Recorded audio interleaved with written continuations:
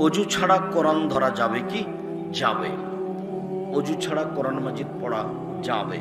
যেখানে নিষেধ করা হয়েছে যেটা অমুসলিম হিন্দু যারা, মুশরিক যারা, তারা অজু ছাড়া মোবাইলে বা সরাসরি কোরআন পড়া যাবে কিনা। প্রথম কথা হচ্ছে অজু করেই কোরআন পড়ার চেষ্টা করা উচিত। এটা প্রথমত আমি অনুরোধ করব, চেষ্টা করা উচিত। যদি কোনো সময় সম্ভব না হয় যে আমি এখন অজু করতে পারছি না বা ব্যস্ততার মধ্যে আছি, তাহলে সেই মুহূর্তে কোরআন অজু ছাড়া পড়া যায়। তবে চেষ্টা করতে হবে কোরআন স্পর্শ না করে মুখস্থ বা মোবাইল বা এই জাতীয় মাধ্যম থেকে কোরআন পড়া বা কোরআন তেলাওয়াত শোনা, সেটার চেষ্টা করতে হবে। অ্যান্ড্রয়েড মোবাইল ফোনে পবিত্র কোরআন শরীফের অ্যাপ্লিকেশন ব্যবহার করি, এটা ব্যবহার করাটা ঠিক কিনা এবং তাতে বিনা ওযুতে ধরা যাবে কিনা। প্রিয় ভাই, কোরআনে পাকের মধ্যে স্ক্রিনের মধ্যে যে এই মোবাইলের স্ক্রিনে যে কোরআনে পাক তেলাওয়াত করা হয়, কোরআনের যে অ্যাপগুলো ব্যবহার করা হয়ে থাকে, তো এই ব্যবহারের বিষয়ে এবং এটা স্পর্শ করার জন্য উযুর শর্ত আছে কিনা এ ব্যাপারে আমরা আমাদের উলামা ইকরামের মধ্যে, মুফতিদের মধ্যে মতবিরোধ দেখতে পারি। তো অনেকেই এটাকে উযু ছাড়া স্পর্শের বিষয়ে নিষেধ করেছেন, বলেছেন যে এটা ঠিক নয়, অনুত্তম। আবার অনেকে এটাকে জায়েজ বলেছেন। তো সেই ক্ষেত্রে আমরা মনে করি যে যদি সতর্কতামূলক এই উযু করেই আমরা অ্যাপসের মধ্যে কোরআনে পাকের যে অ্যাপসগুলো আছে সেগুলো স্পর্শ করব। যদি উযু না থাকে, একান্ত যদি কখনো বিশেষ জরুরত হয়, তাহলে সেই ক্ষেত্রে যেহেতু অনেকে আবার এটাকে জায়েজ বলেছেন, কাজেই সেটার উপরেও তখন আমল করা যায়।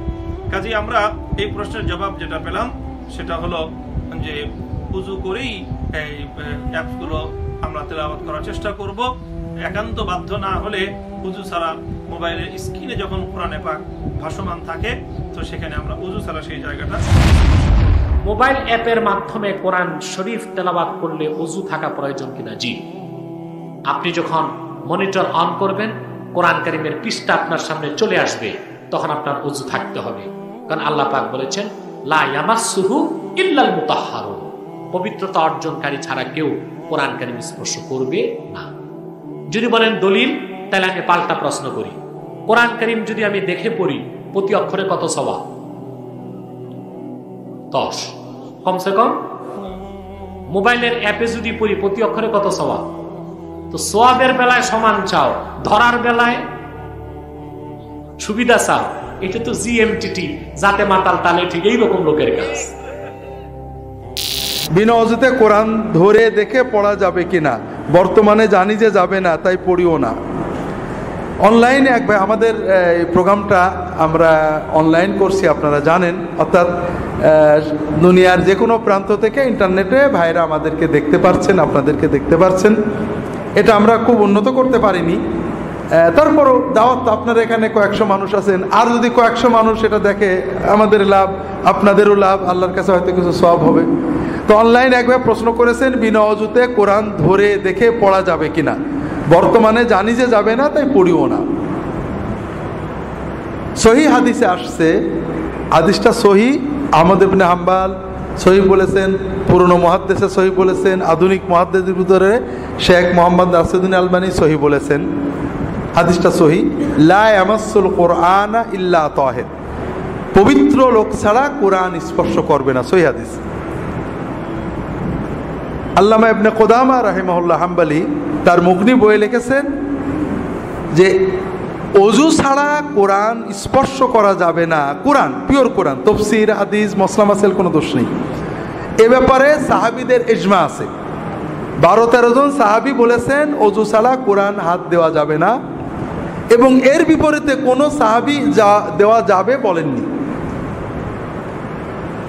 কোরআন পড়া যাবে, এমনকি গোসল ফরজ অবস্থায় কোরআন পড়া যাবে। মেয়েরা নাপাক অবস্থায় কোরআন পড়তে পারবেন, এ ব্যাপারে সাহাবীদের মত আছে। পারবেন না, এ ব্যাপারেও মত আছে। কিন্তু কোরআন নাপাক অবস্থায় ধরা যাবে, এ ব্যাপারে হাদিস স্পষ্ট এবং এর বিপরীতে সাহাবীদের কোনো মত নেই। এই জন্য সহিহ কথা হলো, বিনা অজুতে কোরআন স্পর্শ করা যাবে না, হাদিস এবং সাহাবীগণের ইজমা দ্বারা প্রমাণিত। তবে আপনি পড়তে পারবেন, কোনো সমস্যা নেই। তফসির পড়তে পারবেন, তফসিরের ভিতরে যে কোরআন আছে পড়তে পারবেন। এটা হলো কোরআনের সম্মান। আপনি কোরআন মুখস্থ পড়বেন, কোরআন মুখস্থ রাখবেন, কিন্তু কোরআনের লিখিত এই বইটার একটা সম্মান, এটা হাদিস দ্বারা প্রমাণিত। ইমন খান প্রশ্ন করেছেন, মোবাইলে থাকা কোরআন শরীফ ও সূরা অজু ছাড়া পড়া যাবে কি? ইমন খান, মোবাইলে থাকা কোরআন শরীফ ও সূরা অজু ছাড়া পড়া যাবে, কোনো সমস্যা নেই। কারণ এখানে শত অ্যাপসের একটা অ্যাপস হচ্ছে, হাজার অ্যাপসের একটা অ্যাপস হচ্ছে আপনার কোরআন শরীফ। আর এটা সোয়া নয়, এটার ভার্চুয়াল জগৎ, সেই জন্য সেটা আপনার কোনো অজু লাগবে না। অজু ছাড়াই আপনি সেটাকে স্পর্শ করতে পারবেন এবং পড়তে পারবেন, কোনো সমস্যা নেই। তবে যিনি বড় নাফাকিতে থাকবেন অথবা হায়েজ ও নিফাস অবস্থা থাকবেন, তিনি সে সমস্ত মহিলারা তারা কোরআন তেলাওয়াত করবেন না। এটা হচ্ছে বিশুদ্ধতম মত। যদি কোনো না তার বিশেষ কারণ থাকে, অর্থাৎ কোনো কারণে ভুলে যাওয়া অথবা তার চাকরির কারণে কাউকে শোনাতে হচ্ছে, তাহলে তিনি সেটা যতটুকু না হলেন অতটুকু শোনাতে পারেন বলে কেউ কেউ বলেছেন, অতটুকু তিনি পড়তে পারবেন, কেউ কেউ বলেছেন। কিন্তু মৌলিক নীতি হচ্ছে যে যিনি হায়েজ ও নেফাস অবস্থা থাকবেন তিনি কোরআন তেলাওয়াত করবেন না। আর যিনি বড় নাফাকিতে আছেন তিনি কোনোভাবেই কোরআন তেলাওয়াত করবেন না। অবশ্যই তিনি গোসল করে তারপর কোরআন তেলাওয়াত করবেন।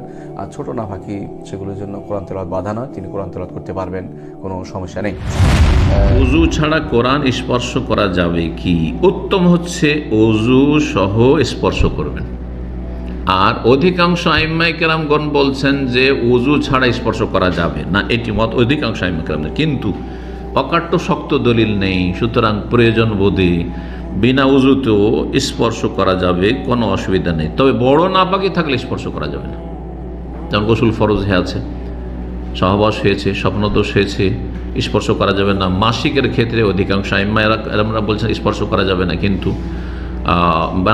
মাসিক স্পর্শ করা যাবে না, মুখস্থ পড়া যাবে।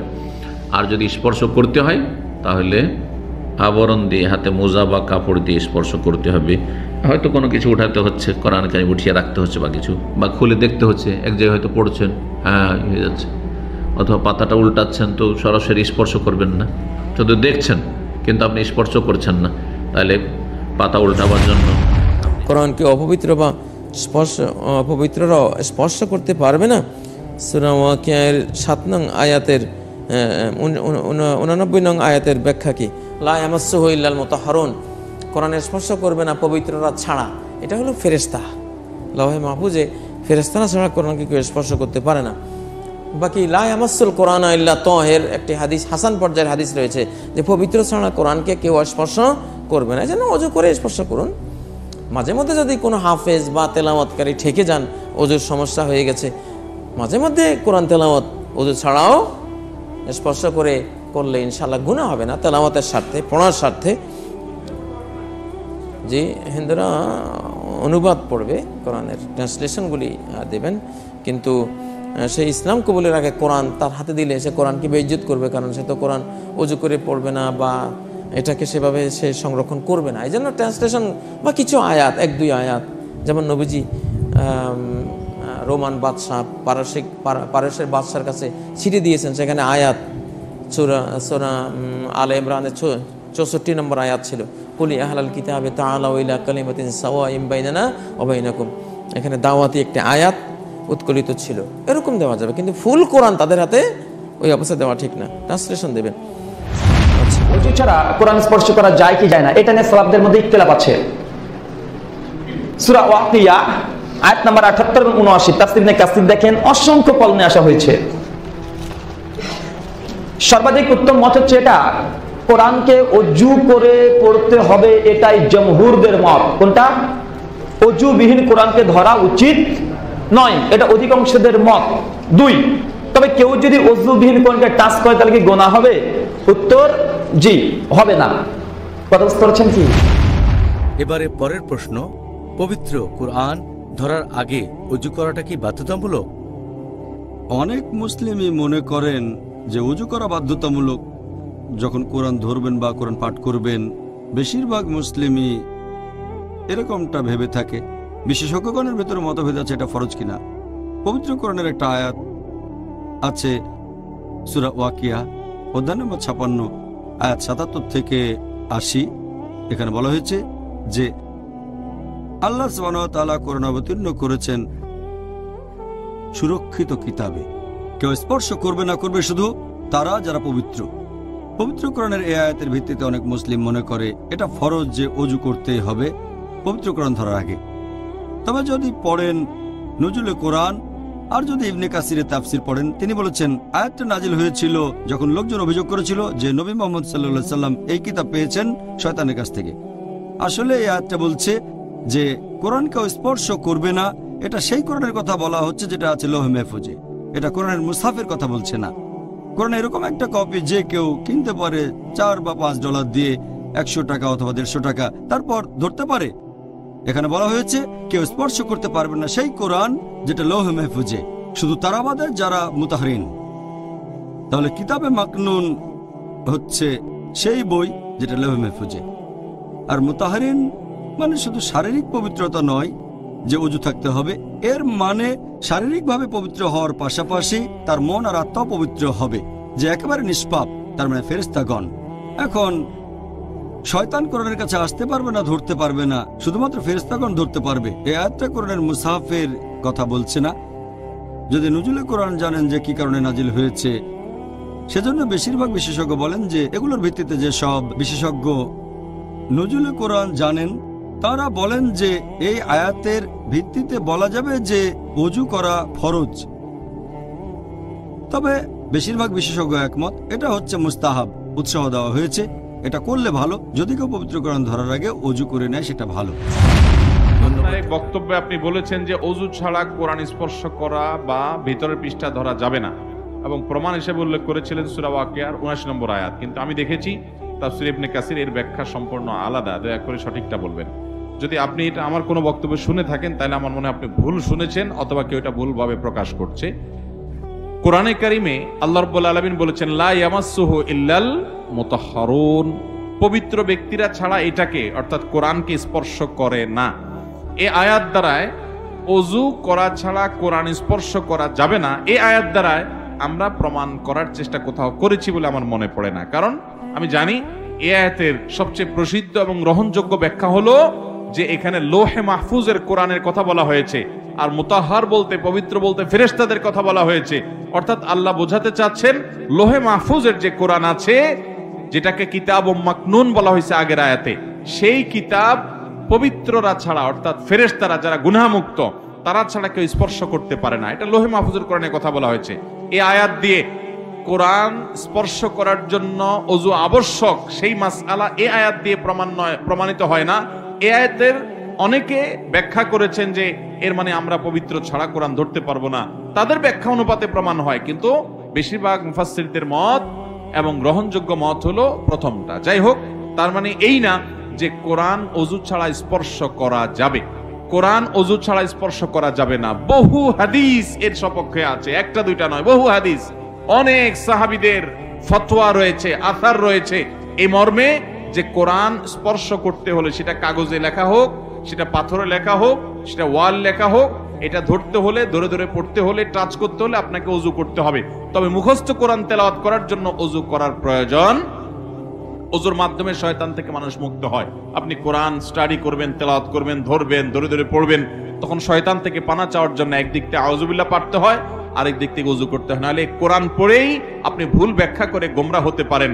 একটা গ্রুপ বাইর হইছে আমাদের দেশে, আহলে কোরআন, তারা হাদিস মানে না, এই কোরআন পড়েই কিন্তু তারা গোমরাহ হইছে। তো কোরআন পড়ে যেন কোরআন থেকে আমি আবার ভুল ভালটা না শিখি, ভ্রান্ত যেন না হই, এই জন্য শুরুতে আউযু বিল্লাহি মিনাশ শাইতানির রাজিম পড়তে হয়। আল্লাহ বলেছেন ইযা ক্রাআতাল কুরআন ফাস্তাইজ বিল্লাহি মিনাশ শাইতানির রাজিম, যখন কোরআন পড়বে শয়তান থেকে পানা চেয়ে নিবা, কারণ ও কোরআন থেকেই তোমাকে ভুলটা শিখায়া বুঝায়া বিভ্রান্ত করতে পারে, যেমন আহলে কোরআনীদেরকে করছে, হাদিস স্বীকারকারীদেরকে করছে। এরকম আমাদেরকেও হতে পারে, জন্য আউযুবিল্লাহ পড়তে হয়, সেই সাথে ওযুও করতে হয়। মুখস্থ তেলাওয়াত করবেন, ওযু করার প্রয়োজন নাই। এই বিষয়ে যদি বিস্তারিত জানতে চান, মাওলানা এমদাদুল হক নামে একজন আলেম, ডক্টর খন্দকার আব্দুল্লাহ জাহাঙ্গীর রহমতুল্লাহর বইগুলোর সম্পাদনা যিনি করতেন, এখনো করেন, তিনি একটা বই লিখেছেন কোরআন স্পর্শ করতে ওযুর প্রয়োজন আছে কিনা। এই বইটা কিনে নিতে পারেন, সেখানে বিস্তারিত দলিল প্রমাণ উল্লেখ করা হয়েছে। সেখানে আপনি পাবেন সাহাবায়ে কেরামের অসংখ্য অসংখ্য আসার, নবী সাল্লাল্লাহু আলাইহি ওয়াসাল্লামের হাদিস আছে যে কোরআন এটা ওযু ছাড়া স্পর্শ করা যাবে। অতএব এই আয়াত লা ইয়ামাসসুল মুতাহহারুন আয়াত, এটা থেকে প্রমাণ করার প্রয়োজন নাই, অন্য আরো অনেক হাদিস আছে।